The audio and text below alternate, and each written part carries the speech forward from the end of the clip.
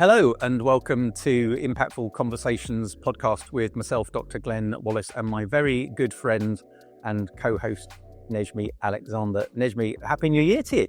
Happy New Year to you too, and to our esteemed listeners.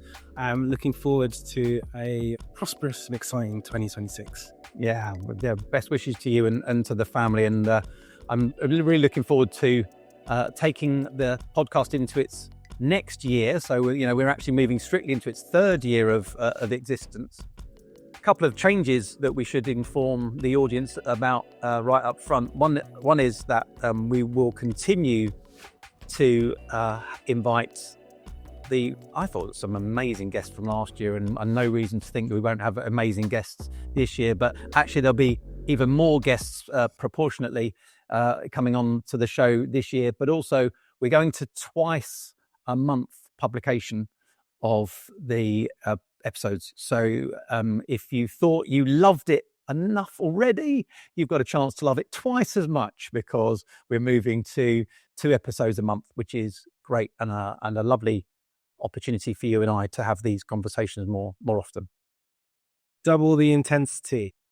We're looking forward to 2026 of Espresso, Impactful Conversations Espresso version. Love it. So let's have a little setup, shall we? Which I think would be useful. What's this episode going to be about?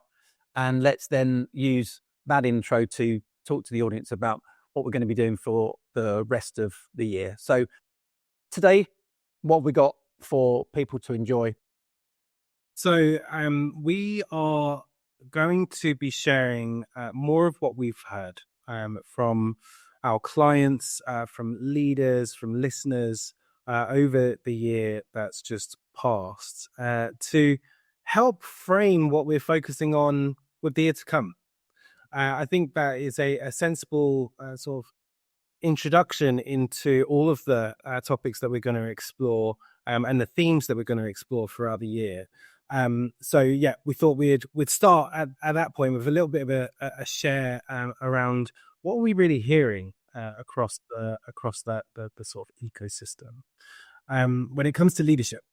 Yeah, the reason that we've done that, I think, is important too, which is one of the comments we get back is people really like it when you and I share, without naming names of clients and things, but actually like real case studies and real examples of the work that we've done to sort of bring some colour to the conversations that we're having. So I think there's some reason why we want to share what we're hearing, because that is the work that we do on a regular basis. And then, these leaders are exactly like most of the listeners. They're busy, they're very senior, often working in large, complex organizations, and want to know that you're not alone. You're not alone. You're sharing some experiences with people that, we won't name, but they'll be real. They'll be genuine conversations that we've had with leaders along the way. So I hope that will give even more richness to the conversations that we're having going forward.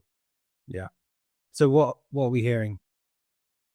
The word busyness, the business of busyness, I think is one that just prick my ears up.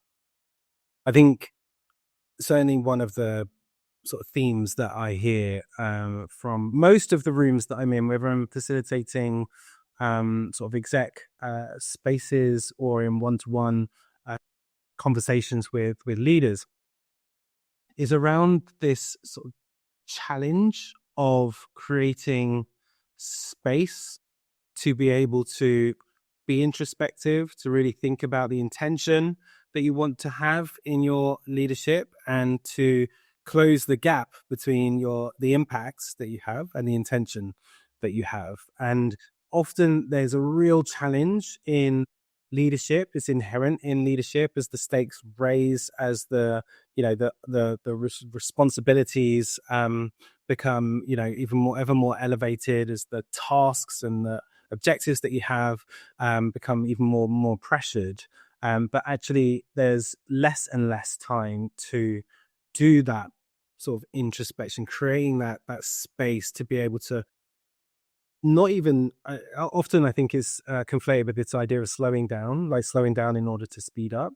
like, yes, there is an element of that. That's true, but actually it's about creating more depth of insight so that you can have like magnified impact, a really again intentional impact in everything that you do when it comes to like how you lead and lead your yourself, your team, and your organization forward. So that opportunity to kind of create that space, I feel, is a real theme. But actually, again, this is often the challenge around that is no one's going to create that space for you. It really needs to be a high priority, and often no one's going to hold you to account around being able to create space for reflection and really kind of do some introspection around, again, the gap between the impact that you're having and the impact that you want to have. And that really, I think that really resonates for me as like a strong like leadership theme that is ever present in the work that I do. Wells, what are you hearing? Yeah, you made some really important distinctions, I think, when we're talking about this sort of spaciousness idea. It's not just slowing down. It's not just taking your foot off the pedal. It's actually consciously creating space for depth, which I love that phrase that you created. And it's too easy to lead on the basis of output. So, it's about what I produce. And we hear this phrase all the time about productivity. And with AI on board now, you can be as productive as you like. You can be literally, and I do mean literally in this context, you could be endlessly productive. Doesn't mean you're impactful. Doesn't mean that so actually, what about impactivity rather than productivity being something that we focus on, so that you've got people who are thinking through, leaders who are actually, often wrestling for space. Let's be honest.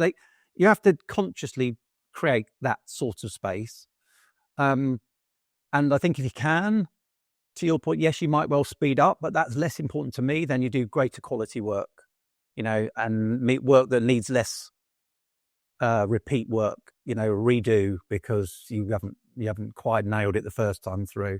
So I think that's one. And I do honestly think we talk to lots of leaders who actually wrestle with themselves about, yeah, but I'm the boss. I'm meant to be busy. I'm meant to be, I'm meant to be on top of everything. He's like, well, A, you couldn't be even if you tried. And B, that's not giving you're there to add value by the quality of thinking and the quality of insight and the quality of leadership you can bring, not to be like I don't know, like a supercharged, Duracell bunny. That's not what you're being paid the big bucks for, is it? Yeah. It's a really fascinating distinction, because I think often it can be, that's a trap, right? What you're describing, it's getting we're trapped in being across too much, being spread too thinly, being driven to create more and more output across the team or across the group that you have influence over, and that can be a distraction away from impact, from actually being able to really focus and hone in on strategically what's going to create the highest leverage for me to have my focus, my attention, and as you say, what can I create? How can I create the biggest, boldest, best outcomes rather than the most outcomes? Yes. I like that. I love that distinction between sort of impactivity and productivity.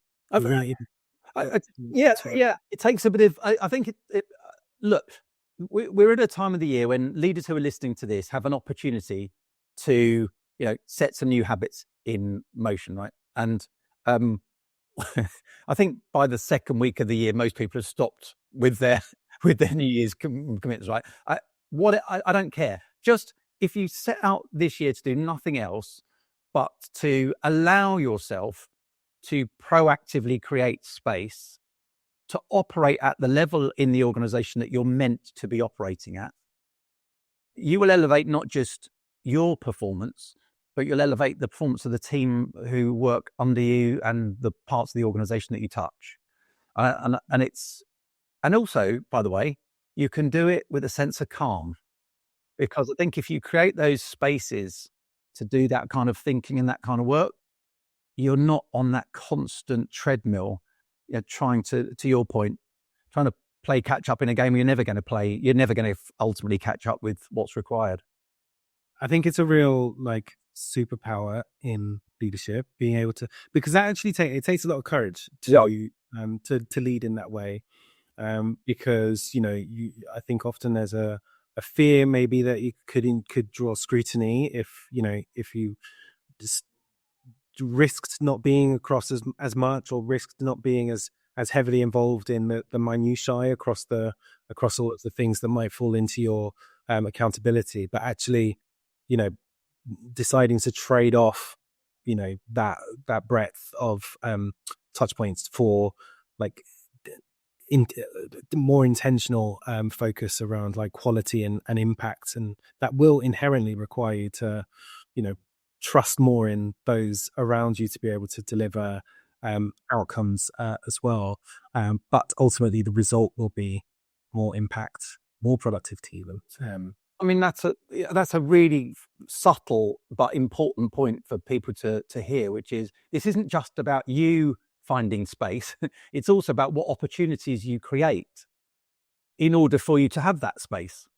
Yeah. And developing talent, I think we said this on the podcast recently. My view is that leaders should be held, their own performance should in part be determined by, or the review of that performance, by the way, should be determined by how they've grown other people to high performance, not just their own, output and outcomes, but actually how have you enabled your team actually now to be considered talent in the organization, and you'll be rewarded accordingly.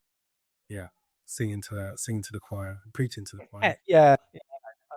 I completely agree on that front.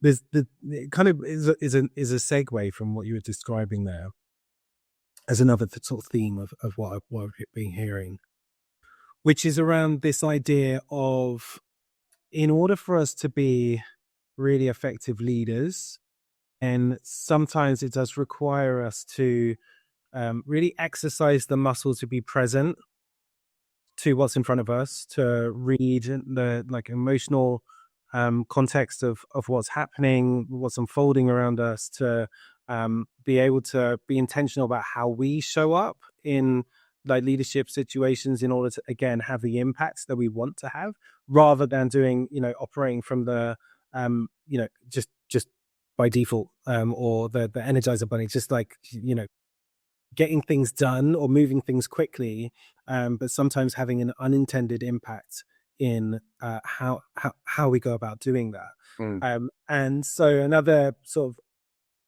theme that builds on what you were just describing there, Glenn, is this idea of creating presence in your leadership and being present in your leadership as well. Being able to, again, create that intentionality around what you say, how you say it, so on and when, as another thing that kind of keeps a theme that keeps cropping up.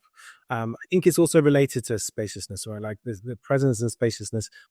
I think for again this idea perhaps of slowing down, but I think that's a misconception, because actually, again, I think when you can create greater presence and greater quality of interaction with each of the individuals within your influence, or across your team or your peers, or managing upwards, then you can create, again, even bigger impact, go faster, go further, which doesn't necessarily mean slowing down, but it does require, again, this idea, I keep saying it, of intentionality, being really intentional in those micro moments in when you were doing the work of the team as well.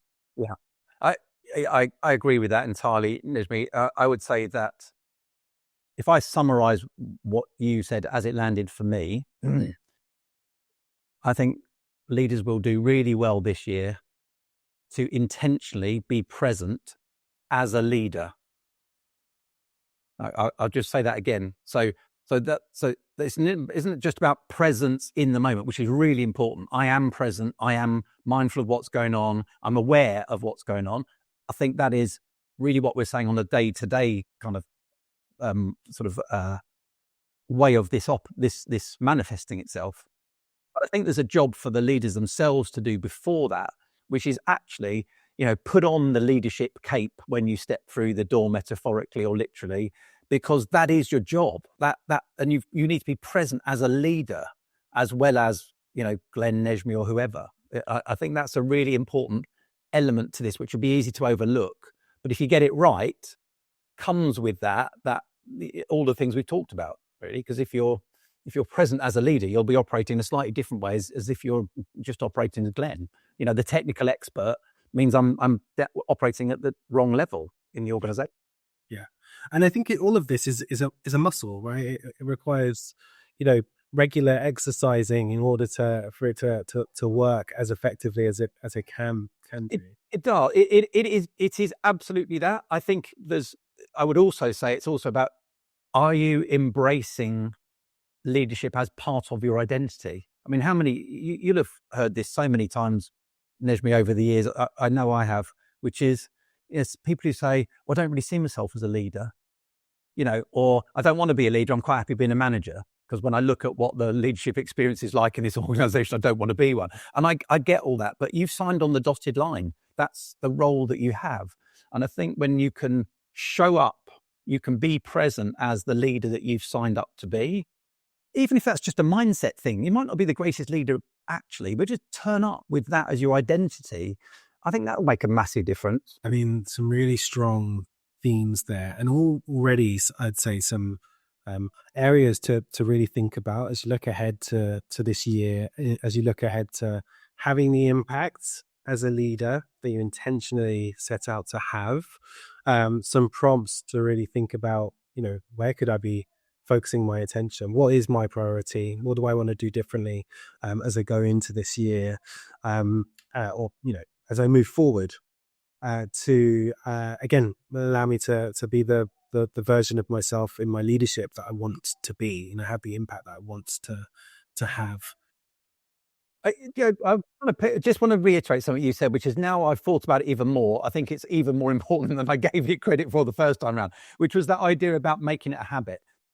You might not have the status or the title leader that you want yet, but if you show up and do the things that leaders do in the way that you explained, it becomes habitual, and you're almost inhabiting a leadership identity before you've formally got the title. Yeah, well, I totally agree with that. I think leadership happens at every level in an organization, and it happens irrespective of the title. You expect the leader, the leader with the title to lead, of course. But just because you don't wear the title doesn't mean that it's not a responsibility. Yeah. For you, if you want to have the impacts that you want to have, which 99% of clients that I work with, individuals that I work with, do have a genuine desire to want to have bigger and bolder impact in their career, in their context, progression, all of these things. And so, irrespective of the title, the opportunity to exercise these muscles will pay dividends. Yeah, it will pay dividends for the organization. It'll pay dividends for you as a leader too. Are there any other themes that you've been hearing recently, Glenn? Yeah, well, there is the one that I don't particularly want us to go down the rabbit hole of AI on today's episode, but there is this idea of leading in the context of AI, and I think the things that I'm hearing range from leaders' excitement at what it's there to offer and what it might be able to do for their business and their teams, to wary, maybe the right word for it, through to frightened about it and really not looking forward to it at all and frightened about the possibilities. That's definitely a debate we can have over the year. I think things will only get more amazing if you look at it like that. But I think there's also some ethical considerations that leaders need to think about when they're leading in the context of AI. But it is definitely something that's on people's minds. I would just argue that leading with AI is a bit different from leading in the context of having AI around. And it might be different to the context of, I've got a member of my team or two who are actually AI agents. and how do I lead a team that's both a hybrid of human being and agent. So I think there are some real things to think about. Having said all that, ultimately, if you're a really good leader, something you said to me just before we came on air, is it really that different from leading change? Because the AI bit is just a bit of contextual change. It might be an amazing one, but that's all it is, really. Yeah. I mean, it would be remiss to talk about what we're hearing without, putting those two letters up front and center, because let's face it, that is ever present in everyone's minds. It's absolutely fair. I think there's, we could probably do a year's worth of podcasts on the nuances of leading with AI. But it's also true that, we are in an era of accelerating change when it comes to technological capability. Often that is, it can be scary because of the pace of it. It can be scary because of the scale of it. But there's also opportunity in that. And, irrespective of where we sit on the sort of stages of grief, or the various different relationships that we have with the opportunity or threat that we see, for every leader there is a fundamental consideration there, which is, broadly builds on what we've spoken about, which is, how do I want to lead in this context? And it might be, what the change is, and actually like being really kind of acute to the tasks at hand, and helping your individuals, your team, to navigate through practically what we expect is different. But actually there's more. I think the fundamental sort of consideration for any leader is the human element of it, the emotional side of things, like examining your own relationship to change. How does that manifest itself? Are you likely to demonstrate resistance? Are you kind of early adopter and you kind of go full gusto into like, let's adopt it for everything? And it kind of, whichever pace you go at things with, also recognizing that you've got, within your team, followers, people that you're expecting to, follow in your footsteps, or maybe not. Maybe you don't recognize actually the role modeling that you do demonstrate in, what cues people are picking up from your relationship to it. But actually, you've got all of these different humans who might be at different stages of what's expected, and you still need to be able to be really acute to and understand where those relationships are and how you can encourage and influence to help navigate people to overcome the kind of concerns, or resistance, things that can hold them back from full adoption, and help navigate them forward too. I think is a real, like, again, I've said superpower already, but it's a real leadership capability to be able to navigate people forward through ambiguity when you might not be fully reconciled with what this means for you in the future. I think it's very difficult for many of us to really get to grips with both, again, the opportunity or threat of what AI really means, is because for our roles, because things will change. Sometimes in beautiful ways that we can't foresee, and then sometimes in ways that we could foresee, and that's but we enjoy doing those things, or whatever it might be. So kind of irrespective of where we sit, I think there's still a very human responsibility in leading in an era of AI, or in an era of technological advancement, which is comes again fundamentally down to change, like navigating people through change, and really being the that bastion of a way forward for people, but strategically, or with like demonstrating clarity, or demonstrating just that care, that emotional support and care, to help people to really get to grips with what the new expectations of the team or their role, or whatever it may be. Yeah. And to your point, you can put the two letters AI in there, but you could swap that out and swap it into almost any other major change that an organization was going through. So I agree with you 100% on that. I think it is different. It's specific. Let's put it another way. It's specific. It has specific challenges and opportunities with it. But fundamentally, well, let's see. Let's have our conversations with many of the guests and see whether actually it is radically different. I don't have the privilege of being inside these organizations and having to lead in that context in the same way. So we'll see. The one thing I just want to make sure we do before we sort of wrap up, Nejmi, is we've talked a lot about behaviors and individual leadership. I think one of the things we also want to really explore this year is the sort of systemic element of leadership, because we know we've got guests coming in from people functions, chief people officers, senior leaders of talent and leadership.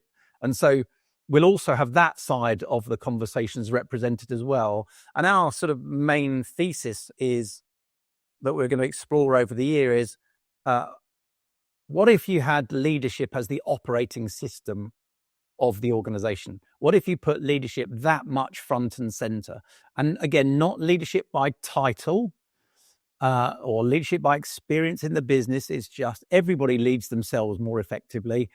And then if you're leading teams of other people, how do you lead? What if you put leadership front and center? And how would it affect the effectiveness and the success of the business? So I just wanted to make sure we didn't lose that before we wrap up. But I think that systemic piece will be fascinating because there are definitely some guests who we know are coming on who are well ahead of the curve in terms of their thinking around the centrality of that. What an exciting year to come, dear listener, right? Actually exploring, well, what does leadership as an operating system mean? How can we what are the components that goes into this operating system, and how can you bring that to life in your leadership, with your teams, with your organizations? I think it's a very exciting path to walk down. Looking forward to the absolute weeks to come. Should be really good. Well, look, that's set us up for the year. I'm excited. I can't wait to get going on having some of our guests in and start to chat. And obviously, when you and I have an opportunity then to sort of unpick some of that on our co-host led episodes too, really enjoying it, getting some lovely feedback from members of the audience and people volunteering to come on, which is always a lovely thing. Let's bring it on. Bring on 2026 of impactful conversations. Likewise. Awesome. See you on the next one. Take care. Yes, bye.